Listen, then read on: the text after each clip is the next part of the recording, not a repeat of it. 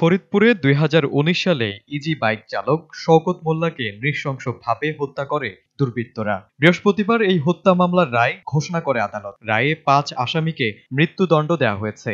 এই রায়ের কথা শুনে আদালত প্রাঙ্গণেই স্বজনদের জড়িয়ে ধরে কান্নায় ভেঙে পড়েন এক আসামি।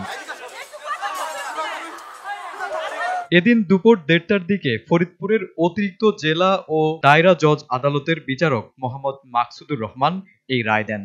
পাশাপাশি প্রত্যেককে ২০,০০০ টাকা করে জরিমানা, অনাদায়ে ১ বছরের বিনাশ্রম কারাদণ্ড দেওয়া হয়।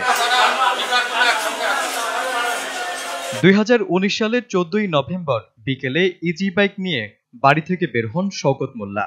এরপর তিনি নিখোঁজ হলে পরিবার খোঁজাখুঁজি শুরু করে। পরদিন সকাল ৭টার দিকে ফরিদপুর শহরের গোয়ালচামট মোল্লাবাড়ি সড়কের শেষ প্রান্তে বাইপাস সড়কের পাশে একটি ধানক্ষেত থেকে তার লাশ উদ্ধার করে পুলিশ। এ ঘটনায় নিহতের বাবা আয়নাল শেখ ফরিদপুরের কোতোয়ালি থানায় একটি হত্যা মামলা দায়ের করেন।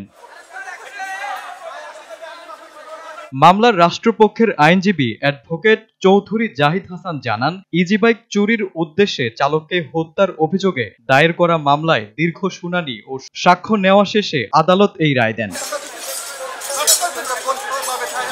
এদিকে সামাজিক যোগাযোগ মাধ্যমে আসামির কান্নার ভিডিও ছড়িয়ে পড়লে অনেকেই বিভিন্ন ধরনের মন্তব্য করেছেন। কেউ কেউ বলছেন, এমন হত্যাকাণ্ডে আদালত উপযুক্ত রায় দিয়েছেন, এতে দেশবাসী খুশি। তবে আসামিদের মায়া কান্না দেখে যারা এমন অপরাধের কথা ভাবছেন তারা অবশ্যই এ থেকে শিক্ষা নেবেন বলে আশা করেন নেটিজেনরা।